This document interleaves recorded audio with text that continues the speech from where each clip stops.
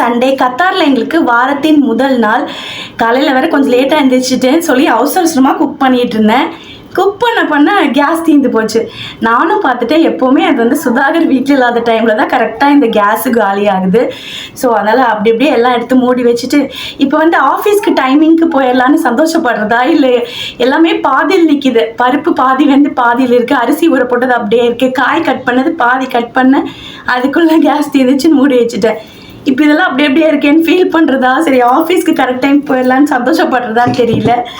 அதனால் அப்படி அப்படியே மூடி வச்சுட்டு கிளம்பியாச்சு. சுதாகருக்கு இன்றைக்கி வந்து எம்கேபியில் மனிதநேய கலாச்சார பேரவையில் இன்றைக்கி ஒரு ஈவெண்ட் பண்ணுறாங்கன்னு சொல்லி அங்கே போயிட்டாங்க. ஆதிர்னு அதனால நான் வந்து ஆஃபீஸ் கூட்டிகிட்டு போகிறேன். ஏன்னா ஆதிர்னுக்கு வந்து ஆஃப்டர்நூன் ஷிஃப்ட் தான். ஸோ வந்து மேபி ஒரு 1 or 2 hour முடிஞ்சிடும். அதுக்கப்புறம் சுதாகர் வந்து பிக் பண்ணிக்குவாங்க. ஸோ அதனால நானும் ஆதிர்னும் ஆஃபீஸ் கிளம்பிட்டோம். ஆதிரன் அவர் வந்து வெளியே விளையாண்டுருக்காரு. அவர் போய் கூப்பிட்டு வந்து ரெடி பண்ணணும். துணியெல்லாம் காஞ்சிருந்தது, பட் இதெல்லாம் மடிக்கிறதுக்கு டைம் இல்லை இப்போது. அதனால் அதெல்லாம் அப்படியே எடுத்துகிட்டு வீட்டில் வச்சுட்டு ஆதிரனை ரெடி பண்ணிவிட்டு அப்படியே ஆஃபீஸ் கிளம்ப வேண்டியது தான். நம்ம அவசரமாக கிளம்பலாம் அப்படிங்கிறப்ப தான் ஆதிரன் கரெக்டாக நான் இப்போ விளையாடணும் வெளியே அப்படின்னு சொல்லிட்டு வெளியவே சுற்றிட்டு இருந்தான். சரி செடிக்கு மட்டும் டக்குன்னு தண்ணி ஊற்றிட்டு அவனை ரெடி பண்ணலான்னு சொல்லிட்டு தண்ணி ஊற்றிட்டு ஆதிரனையும் ரெடி பண்ணியாச்சு. ஸோ இவரும் இன்னும் எதுவும் சாப்பிடல, ஆஃபீஸில் போய் தான் ஏதாவது வாங்கி கொடுக்கணும். எங்கள் ஆஃபீஸ் போதுனா மட்டும் செம்ம ஜாலியாக கிளம்பிடுவாப்பில். இன்றைக்கி சண்டே அப்படிங்கிறதுனால கொஞ்சம் டிராஃபிக்காக இருக்குது. ஏன்னா ஒரே சிக்னலில் இதோட 3வது தடவை நிற்கிறோம். ஐ திங்க் நெக்ஸ்ட்டு சிக்னலில் க்ராஸ் பண்ணிடுவோம் அப்படின்னு. ஸோ சண்டே மண்டே கொஞ்சம் டிராஃபிக்காக இருக்கும் ரொம்பவே. அதுக்கப்புறம் நார்மல் ஆயிரும். கேப் விட்டு இறங்கினோடனே முதல்லலாம் முன்னாடி வந்துட்டான். ஏன்னா அடிக்கடி ஆஃபீஸ் இவன் வந்திருக்கனால நல்லா தெரியும், எத்தனாவது ஃப்ளோரு எந்த ஆஃபீஸ் எல்லாம் தெரியும். அதனால் ஆளுக்கு முன்னாடி கிளம்பிடுவான். ஸ்பீடாக போ, நீ வச்சாலும் வராது. சொல்லிக்க காம். இதுதான் எப்போவுமே இவரோட பிளேஸு. இங்கே போய் உட்காந்துருவார் உள்ளே வந்தோடனே. அப்புறம் அவருக்கு ஏதாவது கார்ட்டூன் போட்டு விடணும். ஏன்னா அப்போ தான் நம்மளை வேலை செய்ய விடுவான். அதனால் ஏதாவது போட்டு விட்டுட்டு அதுக்கப்புறம் நான் வேலையை ஸ்டார்ட் பண்ணுவேன். மேபி ஒரு 1 or 2 hour சுதாகர் வந்து கூப்பிட்டு போயிடுவாங்க. ஸோ அது வரைக்கும் அவனுக்கு பிடிச்சதை போட்டு விட்டாச்சு. ஆக்சுவலி எனக்கு வந்து பாண்டானா ரொம்ப பிடிக்கும். அதனால் மோஸ்ட்லி நான் வந்து பாண்டா ஐட்டம்ஸாக கலெக்ட் பண்ணுவேன். அதுக்கப்புறம் அவனுக்கு அந்த கார்ட்டூனை போட்டுவிட்டு நானும் ஒர்க்கை ஸ்டார்ட் பண்ணியாச்சு. சண்டே மோஸ்ட்லி எப்போயுமே ஒர்க்கும் அதிகமாக தான் இருக்கும். வியாழக்கிழமை எதுலலாம் பெண்டிங் வச்சோமோ அதெல்லாம் தேடி பிடிச்சி அதெல்லாம் ஃபஸ்ட்டு முடிக்கணும்.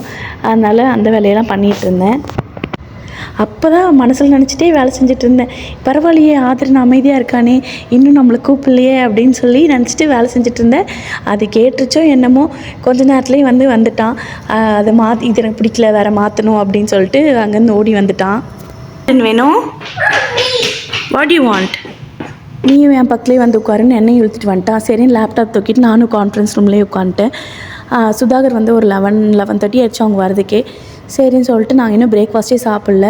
ஒரு சாண்ட்விச்சும் மசாலா டீயும் ஆர்டர் போட்டிருந்தேன் டேஸ்ட் ஆஃப் மும்பையில். ஏன்னா எங்களுக்கு அது டெலிவரி சார்ஜ் 1 riyal தான் காமிச்சிது. மற்ற பக்கம்லாம் ரொம்ப அதிகமாக இருந்துச்சு. சரின்னு சொல்லி எனக்கும் த்ரோட் பெயின் அதங்காட்டிக்கு ஒரு மசாலா டீயே போட்டிருந்தேன். என்னன்னு தெரில, மசாலா டீ வந்து உப்பு கரிக்கிற மாதிரி இருந்துச்சு. எனக்கு மட்டும்தான் அப்படி இருந்ததா என்னன்னு தெரில, எனக்கு அது குடிக்கவே முடியல. அதுக்கப்புறம் சாண்ட்விச் எனக்கு பிடிச்சிருந்தது. ஆதிரன் வந்து ஜூஸ் மட்டும் போதும் அப்படின்ட்டான். அதுக்கப்புறம் 11:30க்கு ஆதிரனை பிக் பண்ணிட்டாங்க சுதாகர். அதுக்கப்புறம் லஞ்சும் நான் அங்கேயே தான் ஆர்டர் பண்ணியிருந்தேன், சிக்கன் பிரியாணி. குவான்டிட்டி வைஸ் அதிகமாக தான் இருந்தது. 2 பேர் சாப்பிட்ற அளவுக்கு இருந்தது. டேஸ்ட் வந்து ரொம்ப சூப்பர்னு சொல்ல முடியாது, பேடுன்னு சொல்ல முடியாது, ஓகேவாக இருந்தது. லைக் ஒரு 7 கொடுக்கலாம், அவுட் ஆஃப் 10 7 ரேட்டிங் கொடுக்கலாம், அந்த மாதிரி இருந்துச்சு. அதுவும் சாப்பிட்டுட்டு அதுக்கப்புறம் ஒர்க் கண்டினியூ பண்ணிகிட்டு இருந்தேன். நான் வந்து ஒர்க் பண்ணுறது ஒரு nurse man power company. So புதுசாக ஜாயின் பண்ண நர்ஸஸ் எல்லாத்துக்கும் QID வந்திருந்தது. ஸோ அதெல்லாம் வாங்கி கலெக்ட் பண்ணி வச்சுட்ருந்தேன். நான் வந்து IT டிபார்ட்மெண்ட்டில் ஒர்க் பண்ணுறேன். அவங்களோட வெப்சைட்லாம் மெயின்டைன் பண்ணிட்டுருக்கேன். ப்ளஸ் வந்து இங்கே ஒர்க் பண்ணுற நர்ஸஸ்கோட HR ஒர்க், அவங்களோட லைசன்ஸ் அப்ளை பண்ணுறது, ஸோ இந்த மாதிரி ஒர்க்கும் நான் பார்த்துட்ருக்கேன். ஸோ இன்றைக்கி அந்த ஒர்க்கெல்லாம் இருந்தது. கத்தாரில் இல்லை இந்தியாவில் யாராவது நர்ஸ் ஜாப் தேடிட்டுருக்கீங்க அப்படின்னா உங்களோட CV வந்து எனக்கு ஷேர் பண்ணி வைங்க. கமெண்ட்டில் மெசேஜ் பண்ணுங்கள், நான் என்னோடய இமெயில் ID சென்ட் பண்ணுறேன். இப்போ ப்ரைவேட்டுக்கு வேக்கன்சிஸ் இல்லை, நான் ஆல்ரெடி நிறையா ப்ரைவேட் நர்ஸஸ் இருக்காங்க. ஹோம் கேருக்கு இப்போ நிறைய வேக்கன்சிஸ் இருக்குது. ஸோ யாராவது ஜாப் தேடுறாங்க, இல்லை உங்களோட ஃப்ரெண்ட்ஸ் யாராவது தேடினாங்கன்னா அவங்களோட CV எனக்கு ஷேர் பண்ணுங்கள். நெக்ஸ்ட் ஒரு வீடியோவில் டீட்டெயில்டாக எங்கள் கம்பெனியில் இன்னும் வேறு என்னென்ன ஜாப் வேக்கன்சிஸ் இருக்குது அதெல்லாமே நான் தனியாக போஸ்ட் பண்ணுறேன். ஸோ ஈவினிங் எல்லாருமே கிளம்பிட்டோம். சுதாகர் வந்துட்டுருக்காங்க பிக் பண்ணுறதுக்கு. ஸோ இவங்கெல்லாம் எங்கள் கம்பெனியில் ஒர்க் பண்ணுற நர்சஸ். இப்போ ட்ரைனிங்கில் இருக்காங்க. ட்ரைனிங் முடிச்சுட்டு அதுக்கப்புறம் தான் அவங்களோட ஒர்க் ஸ்டார்ட் பண்ணுவாங்க. ஸோ சுதாகர் வரப்பவே அந்த காலி சிலிண்டரை எடுத்துகிட்டு வர சொல்லியிருந்தேன். ஸோ போகிறப்பவே அதை மாற்றிட்டு போயிடலாம் அப்படின்னு சொல்லிட்டு எங்கள் வீட்டு பக்கத்துலேயே பெட்ரோல் ஸ்டேஷன் இருக்குது. ஸோ அங்கே போயிட்டு தான் இதை மாற்றுறோம். ஸோ இங்கே சிலிண்டர் பார்த்திங்கன்னா 15 ரியால். ஸோ வீட்டுக்கு போனோடனே காலையில் போட்டு வச்சுருந்த ட்ரெஸ் எல்லாம் மடித்து வச்சுட்டேன். இல்லாட்டி அது பாட்டுக்கு ஒரு 2 நாள் 3 நாள்னு கிடந்துகிட்டே இருக்கும். அதனால் சரி ஃபஸ்ட்டு அதை மடித்து வச்சிடலாம் அப்படின்னு மடித்து வச்சுட்டு நைட்டு டின்னருக்கு ராகி சேமியா தான் பண்ணியிருந்தேன். இது எங்களோட ஒன் ஆஃப் தி மோஸ்ட் ஃபேவரட்னே சொல்லலாம். அதனால் ராகி சேமியா செஞ்சாச்சு இன்றைக்கி சிம்பிளாக முடிச்சிடலாம் அப்படின்னு சொல்லிட்டு. ராகி சேமியாவை ஒரு 2 to 3 நிமிஷம் தண்ணியில் ஊற வச்சுட்டு உப்பு போட்டுட்டு அதுக்கப்புறம் ஆவியில் வேக வைக்கணும். அது மட்டும் கரெக்டான கன்சிஸ்டன்சியில் பண்ணிட்டா போதும். உதிரியாக சூப்பராக வந்துடும்.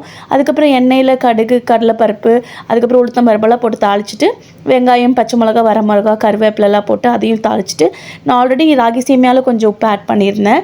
அதனால் வெங்காயத்துக்கு கொஞ்சமாக உப்பு மட்டும் போட்டுட்டு இது நல்லா வதங்கினதுக்கப்புறமா வேக வச்சுருந்த ராகி சேமியாவையும் போட்டுட்டு இதில் நல்லா கலர வேண்டியது தான். அதுக்கப்புறம் தேங்காய் பூ போட்டுட்டு மிக்ஸ் பண்ணிக்கலாம். நான் வீட்டில் இப்போது ஃப்ரெஷ் தேங்காய் இன்றைக்கி இல்லை. அதனால் அந்த டெசிகேட்டட் கோகனட்னு சொல்லுவோம் இல்லையா, ஸோ அது மட்டும்தான் இருந்துச்சு. சரின்னு சொல்லி அதவே போட்டுட்டு மிக்ஸ் பண்ணியாச்சு. லைட்டாக மேலே மல்லித்தலையை தூவி இறக்குனோம்னா முடிஞ்சுது. ஆக்சுவலி இங்கே 2-3 பிராண்ட் கிடைக்கும் ராகி சேமியாவில். எல்லாமே இந்த மாதிரி உதிரியாக வராது. அனில் பிராண்டு ட்ரை பண்ணிங்கன்னா இந்த மாதிரி உதிரியாக வரும். நான் மற்ற பிராண்டு ட்ரை பண்ணியிருக்கேன். பட் அது எவ்வளோ தான் சீக்கிரமாக இந்த ஊற வச்சதை எடுத்தாலுமே அது குழஞ்சு போயிடுச்சு.